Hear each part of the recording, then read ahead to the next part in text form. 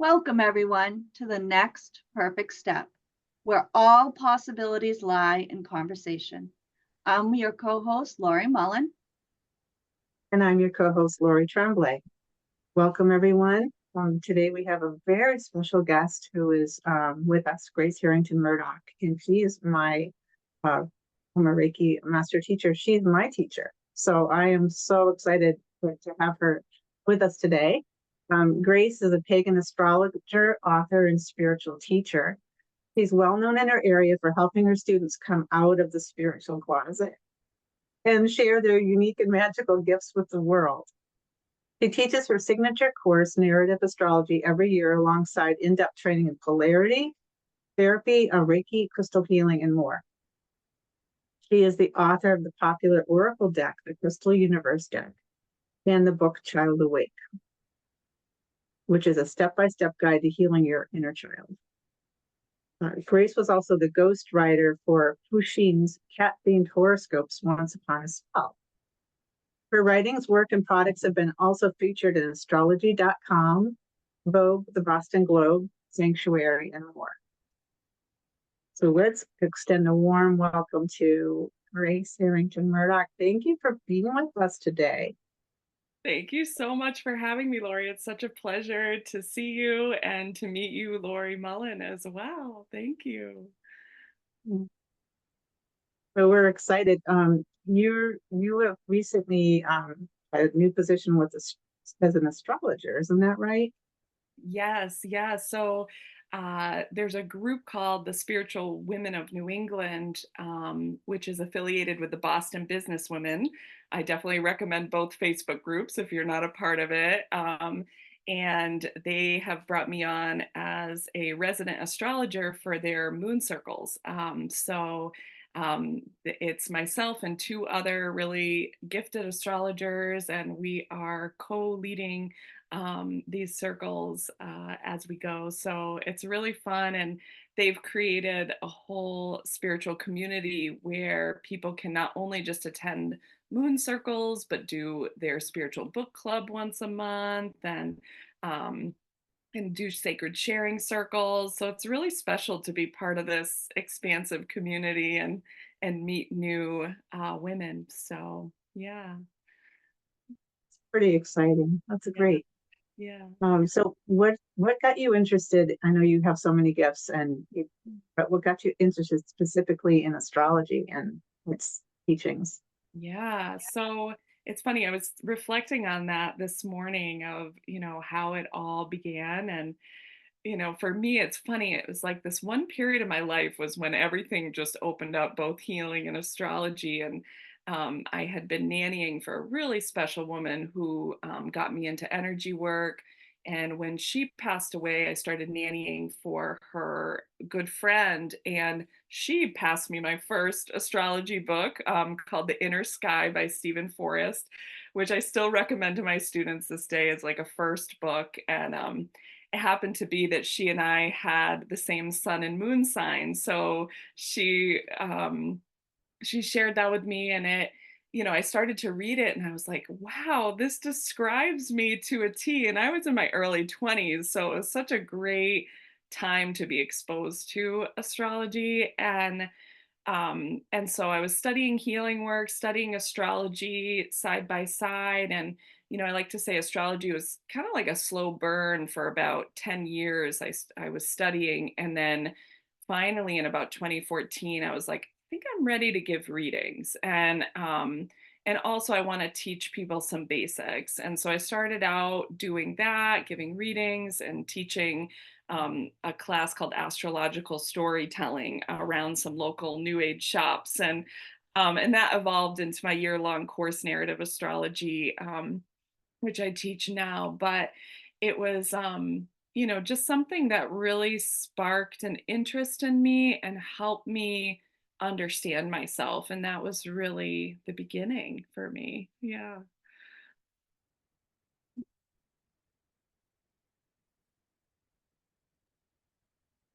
I was sorry, I was muted. Um, I know I loved, well, when I first met you, I attended one of your crystal teaching workshops and just loved it. So I took all of those and then went on to Reiki. And I know that you, at the time I was taking Reiki with you and a little bit of polarity, you were also working with astrology. So, Lori, did you have any questions about the astrology practice? I mean, no, but do you want to tell us a little bit, like, are there any astrological things coming up in September that we should be aware of? Yeah. So definitely, and I can give you guys like a wider overview too of some really big things that are happening. And then I thought I could talk about some things that are happening in eclipse season in September and October as well. So That would be um perfect. yeah. So, I was thinking about one of the big things that is occurring throughout this fall, and you may have heard about this too, is that, Pluto is about to go into Aquarius for the next 20 years or so. And that's going to happen um, about, I want to say it's about 12 days after the election. And so that's a huge movement that we're going through right now. Um, and with Pluto and Aquarius, we saw hints of this because it already went into Aquarius, then it backtracked into Capricorn, into Aquarius, backtracked, but by November it's going to be full on into Aquarius. And when it started to edge in, we saw the real explosion of um, the AI stuff is coming out right now, and typically Pluto and Aquarius is a time of like technological advancement and scientific advancement. Um, and so we're going to see, I think, a lot more of that. It also is a big time of oftentimes when people start to revolt from any oppressive structures that have been put into place during Pluto and Capricorn. So Pluto and Capricorn kind of rules some of those older, some people call them like patriarchal structures, things like that. And Pluto and Aquarius is when the people that are really independent start fighting for their rights, and what they want. And previous Pluto and Aquarius times were very much times of revolution, like the French Revolution, things like that. So I think we're going to see more of that, people trying to come together around higher rights for themselves and for the vulnerable, which should be, quite interesting. So, the thing, I always say there's like a shadow side and a light side to every astrological transit. And, one of the things we do have to pay attention to is in all of this advancement, how do we stay connected to humanity? How do we stay connected to the earth? Um, because with that Aquarian energy, it can be very much about science and technology. And we know that that can be a little detached, right, from the human being. And so it's really important we pay attention to that and think about, like, is this going to support the earth? Is this going to support community? How does that look? And just a quick example, one of the recent Pluto and Aquarius transits, well, not so recent, but the most recent one was during the Industrial Revolution and was the last time. So if we think about it, that was a time of a lot of advancement, but it was also a time of a lot of pollution, right?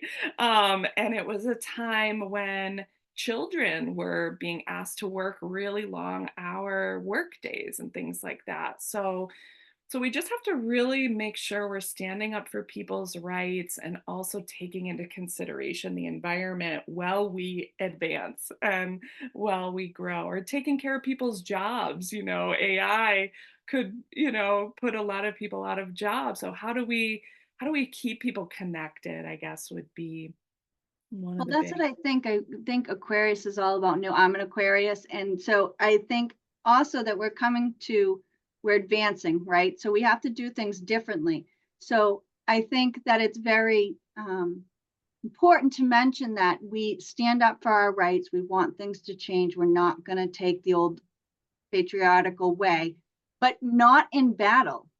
And we need to stop fighting everyone. And you know what I mean? We need to now do this from a heart-centered thing, coming together as a community, knowing what we want without battling everybody. I think that's, that's the new way. I think that we hold the space, like you said, for AI, that it supports us and benefits us as and not take over. I think that there's a way to do all of this to come out on the right side. And it does mean huge changes, but I think we have to do it in a new way, where before everything was a war or a battle or something in order to create the change we want. I think great change is going to happen, and we're going to do it from a heart-based center this time instead of the battling we've always had. You're speaking like, there was just a little echo. You're speaking my tune, Lori. It's funny. There's another big transit coming up that is really interesting because we haven't been in it since the Civil War. And it's Neptune moving into Aries next March. And well, it's a little bit away, it's going to be a big shift. And as I was thinking about that, I was like, we could do this in a new way. Like we really could if we can just transcend, and also lift up humanity exactly from that heart-centered place. I was thinking the exact same thing. And it's fascinating to me, because Neptune's been in Pisces for a number of years, and that's its like comfort zone. Neptune rules Pisces. It's actually quite a spiritual transit that we've been under. So, you see a lot of awakening happening, people's intuition really going up, more people being drawn to this type of work that we're all involved in. Um, and then in March, Neptune's going to go into Aries, which is a really interesting combo because Neptune's the planet of spirit and Aries is the planet of war, right? And so when you think about it, so the Civil War was a Neptune and Aries transit. And they had to fight for unity. They had to fight for something higher. And I got this flash this morning as I was preparing for this call of I learned at one point that that Abraham Lincoln, he saw mediums. His wife was a spiritualist, and he also saw mediums. And one of the mediums, let me see, I have his name written down here. I want to get it right. Henry Bowen Conklin, or H.B. Conklin. Um, he he told Abraham that the reason that this war was happening was because the country wasn't living up to higher morals, and it needed to happen to create unity. And so I thought that that was really interesting. And so obviously we fought for what was really right at that time, and it was super important. And I think that as Neptune moves into Aries, there's still that flavor of we need to go after what is right. We need to figure that out. But what I was thinking is we can't fight the wrong battles and fight just for fighting's sake. It's like, for example, like I'm sure you all have seen it of like social media and how people just fight these battles and like divide against their families and each other. To me, that's like the wrong battle to be fighting, And but again, if there's people and vulnerable people that need to be stuck up for, how do we do that? And how do we do that in a new way? And I think that, just to your point, Lori, is if we can raise the consciousness enough, I think we could do it without having to go to war this time. And that really involves, being in a love vibration over fear, each of us taking deep responsibility for that. And it's work, as we know, it's a lot of work. But yeah, I just thought that that was interesting. And that medium, coming to Abe is it's spiritual, it's that Neptune, but he's saying, we need to create unity, not create more division. And so how do we do that? But Yeah, that's another good Yeah, one. I agree. Like instead of fighting each other, like you said, we need to fight the systems that aren't working. And instead of fighting the systems that aren't working, right now we're battling each other. And we need to come together and say we need something for everyone. The vulnerable for us, for everyone, you know? I feel Yeah. like we're heading more into community, like heart-centered community, like you were both saying, helping each other, coming from a place of being here instead of in our heads and getting into the battle. And I feel like the message that I've been hearing a lot is just to be who you truly are, be your sovereign self. Don't, like you were saying, Grace, standing up for your rights, in your sovereignty, and not giving up your power, but also helping others to do the same thing that maybe don't know how to do that. So we come together as a collectively, and join together and in community. And I think it's one of the way that we might be going is more into community, and heart-based energy. Yeah, yeah, totally. I mean, Aquarius, that's so beautiful, Lori. Aquarius is very much a community-oriented sign, right? It's about um, it has very almost like humanitarian values, like how can we come together?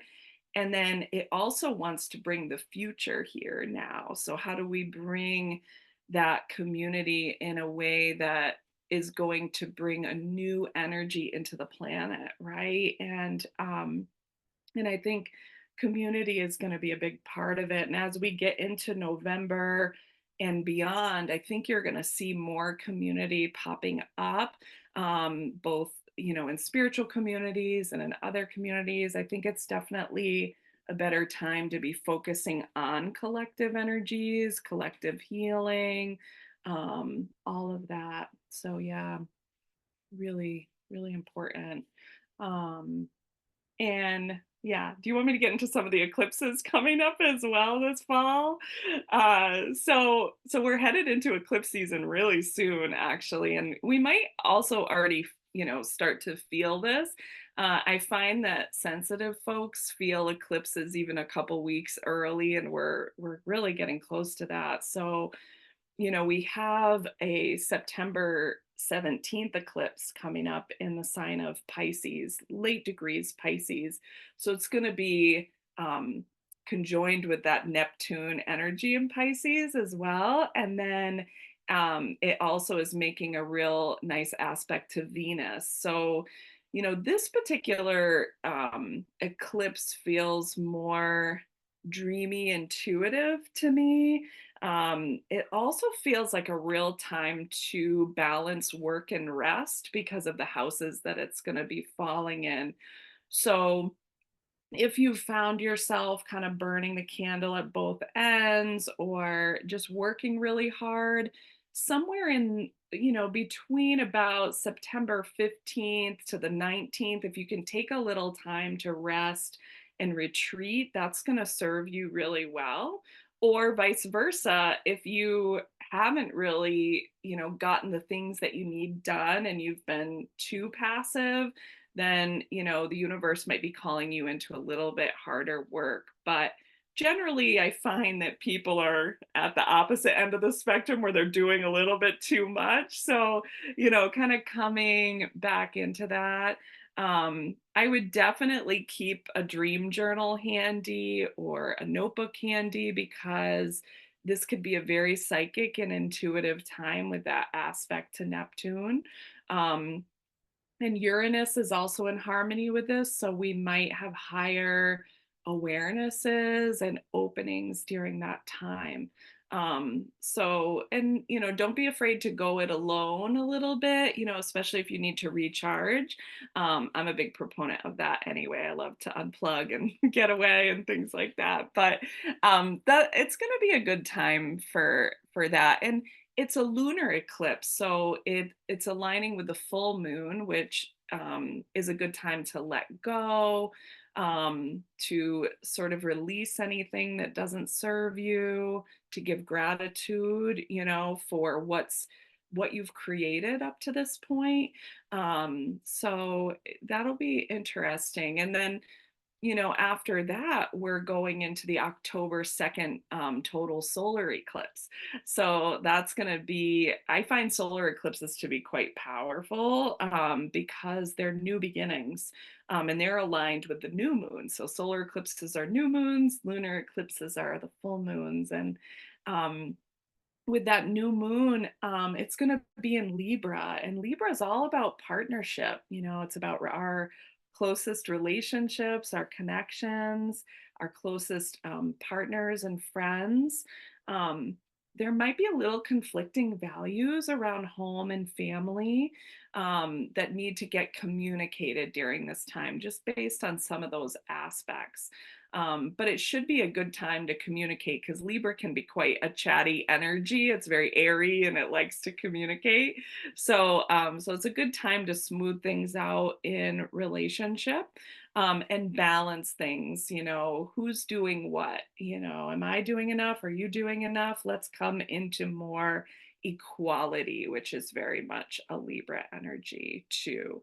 Um, so yeah, so it's interesting with that. And with solar eclipses, you want to plant, or you want to be open to new things popping in your life. I guess I would say it's not the best time to plant your intentions during eclipses, but it is a good time to notice what new things are happening in your life, especially as it concerns partnerships, relationships, teamwork. That kind of stuff is going to be coming up during this eclipse.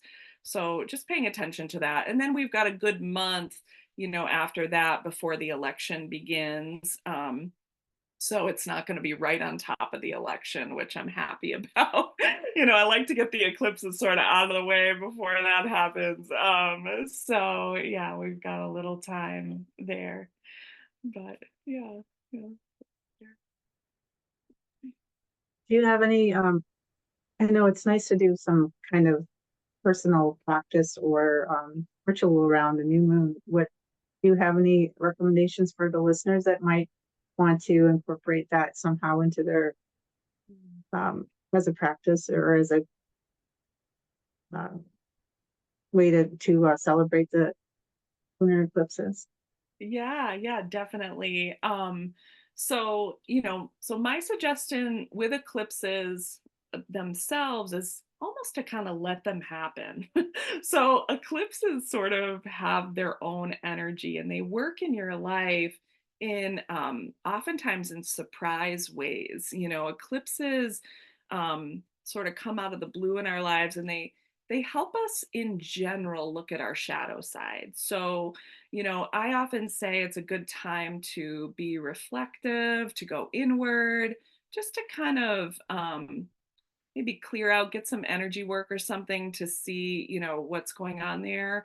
And then when you have a regular new moon, so a new moon apart from an eclipse, that's a much more ideal time to set intentions. And one thing that I love to do is simply just writing down, anything you want to create. And I love to use the I am voice or I have voice, as I'm writing it down. So, let's say you want to create a new home. So you can say, I have my beautiful new home and I'm fully at peace there, or something like that. And really claiming it.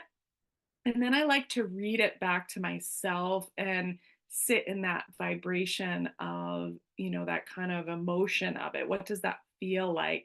Because feelings are more magnetic than even our thoughts. So if you can just feel into it, that's a nice way to do it. And of course, I love lighting candles and using crystals and things like that too. So, a crystal like quartz is a really simple one that you could use for magnifying your intention. So having it right near your candle as you dream these new things up can be a nice way to do it. And I like to sort of project my intention into that stone and let it let it begin to birth in the world. And then usually by the full moon, you can see some of what's been created with your intention on the new moon. So the full moon is a time of illumination, and when you can see the fruits of your labor if you've really stuck with your intention. So you kind of build that energy, the full moon, and then when the full moon hits, you can go, did I really want that? Was that something I really wanted to create?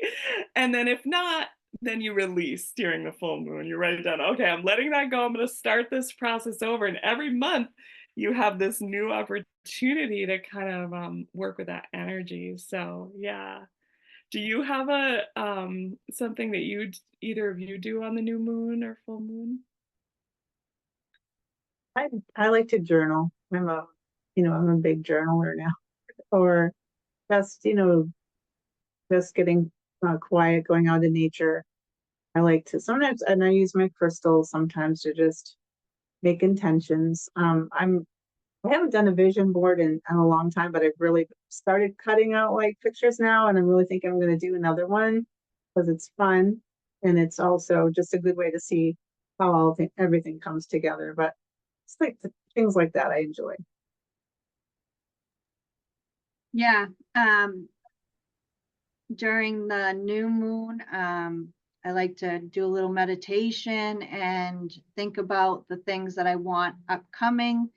And the full moon, like you said, I really, like Lori, I kind of write down, do I still want this, or what's blocked? What beliefs or subconscious beliefs do I think is blocking what's coming up for me, that's standing in my way of having my dreams, and then burning it, and releasing it to the moon. Those are the kind of things I do. I do have a question though. So as Lori was saying, both of us went on a retreat, so we're both doing these vision boards we haven't done in years. Um, what now with the eclipse? Does it magnify if we do it, or should we not be doing like the vision boards on an eclipse new moon? So, generally in astrology, we say not to set too many intentions during the eclipse time. It's not a hard and fast rule. There's debate, in the spiritual community and the astrological community, but because eclipses, it's almost like they just have an energy of their own. So they are there as teachers. So I often find it's a better time to just be kind of listening in. Um, if you're doing vision boards on the eclipse weekend, what you may want to do is, do it very intuitively, let yourself kind of receive, and then maybe do a revision of it for the next new moon that comes up in November as well. Because, yeah, that I'm feeling that. Like, I think that because eclipses carry such a strong vibration, sometimes we're working through stuff at that time. And so we don't have as much clarity. That might be part of why. Also, there is some lore that eclipses are not the luckiest time. So you can find even more. In alignment times to do things like vision boards and intentions. So, I go back and forth on it, but I would say start it up, but then maybe make it more concrete the following month on just a more quiet new moon. Does that make sense? Yeah. That totally makes sense. Thank you. Yeah, Um, yeah, because eclipses are really they expose our shadow side. So, it's a good time to just be with that and let yourself heal whatever that is. And by shadow side, I have clients that go, what's a shadow side? And shadow side is really those limiting beliefs that Lori was talking about. It could be guilt, it could be shame, it could be something that's just holding you back. And so it's a time to like release and let go. Yeah. You talked about using crystals during your moons, which me and Lori love our crystals, and have many. But either for somebody who doesn't really No. Can you explain why we would use crystals, and which crystals are best to use during the new moon or full moon? And are there different ones versus a regular full moon or new moon versus the eclipse that you would use differently? Mhm. Yeah, so great questions.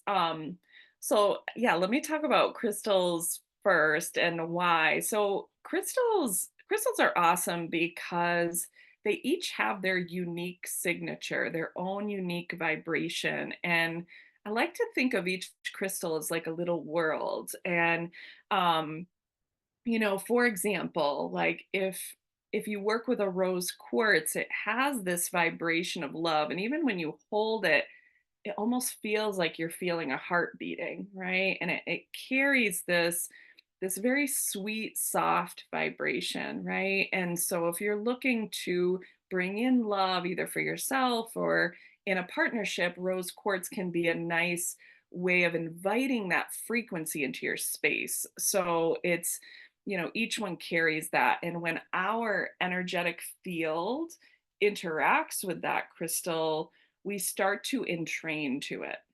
So it's sort of like I like to explain it in my classes of like, have you ever been around a specific person? And the more you're around them, the more you start to resonate with them, or you start to share the same beliefs or something like that. There's an influence there. The same thing happens with our stones and our crystals, and even with plants and herbal energies. Like all of them can be in communication and connection with your field. So that's how they work. And some are really good for intention setting and magnifying intentions. They're what I like to call the magnifiers in the crystal world. So, things like quartz is a great magnifier. I find fluorite is a great magnifier. Um, those would be ones that I might work with on a new moon time. Whereas, with a full moon time, you might be looking at stones that have an energy of releasing, letting go, composting, and so I might use like a smoky quartz during that time, which can absorb negative energies, help you release, let go. Amethyst does a similar thing. I really like lepidolite, which is this beautiful purpley white stone with silver sparkles. And that one's good for emotional transformation and peace. So, that one can be a nice one to work with at full moon times or when you're working on letting go of deeper emotions. Those are just a few. I mean, there's so many. Selenite, I love for new intentions because it kind of speeds things up and clears your aura and your chakras. So that's a really nice one to use during new moons as well.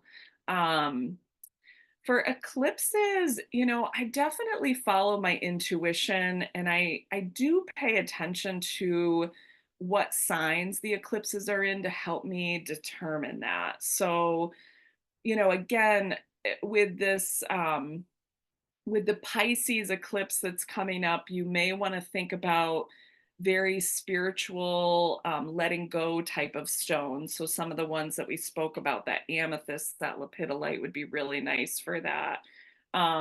Maybe even a smoky for that. Whereas with Libra, that's all about relationship and building connection. So you may want to think about heart-centered stones. So like aventurine or rose quartz or a pink calcite or something that is more heart centered, would be great during like a Libra eclipse, which we have coming up in October. So this is such a fun question. I love thinking about it, and I do it just kind of naturally, intuitively. I'm sure you both do as well. So yeah. Sometimes I just, when I'm going out for the day or going to have a class or something, I'll say, all right, which of you wants to come with me today? So they'll jump out at me. So yeah. Reese, could you tell us if you have anything else to add about astrology, or could you also tell us about the other things that you do? I know you're so talented and have a lot to offer. Yeah, for sure. I mean, I just love astrology so much. One of the things that is so great about it is really getting clear on who you are, and what you're here to do. And that's one of my favorite things about doing readings is really how specific we can get on that. And oftentimes your intuition already knows, but having that external validation and knowledge of yourself can be really great. And I work a lot with asteroids too, which get really, really specific. For example, there's an asteroid that has to do with psychic development and having psychic gifts. And sometimes when that's on your sun, you can have psychic gifts. Or if it's on your career line, it might be something that you want to step into in your career. I've mentioned this story before. I don't know if you've heard it, Lori Tremblay, but one year I went down a rabbit hole, and there's actually a asteroid named after Reiki, and I was like, well, where is that in my chart? Because I love Reiki, and it's sitting right on my north node, which is your soul's evolutionary point. And I said, oh, that makes so much sense of why I've attracted it, why it helps me grow, all that kind of thing. So you can get really, really specific with astrology. And there's even like an asteroid of dance, that's helped me open up somebody else's life back into something that they loved because it was really prominent in their chart. So, astrology is great for self-knowledge and just something that I love. So that's huge. And in terms of other things that I do, polarity therapy is probably my other huge, body of work that I've just been immersed in for years, and something that I share, and something that I teach every year. And that's more of a sort of a deep energetic skill set to learn how to move energy and help support people's nervous system and come back into balance. And it's definitely more of a hands-on body work piece, and I love that as well. And those containers are really fun to lead and go through with people because they really grow and transform. So I do have a class coming up on September 7th, and I have one spot open for that. So really looking forward to this group coming together as well. And yeah, and Reiki's kind of ongoing, and I just, people ask me for certain classes, and that's somewhat how I design some of my year ahead is, what are people looking for? What skill set do they need? And I've always been a big advocate of sharing what I've learned, and passing it on so that we can keep that energy flowing. And yeah, so those are a few things. As you know, I'm very multi-passionate. So That's great. So I have two things. Where can somebody get a hold of you if they'd like to work with you or take classes or get a reading from you? Mhm. So you can find me on Instagram at Grace Harrington Murdoch, or at flowersandstars.shop. And you can also find me on my website, www.graceharringtonmurdoch.com, or my Spaces website, www.flowersandstarsshop.com. So I've got a website for both there. Awesome. We'll put the details down below so it's easy to find. But Thank you. yeah. And the last thing I would ask is intuitively for all this upcoming changes and going into Aquarius, I mean, what intuitively advice do you have for everybody to get us through this time?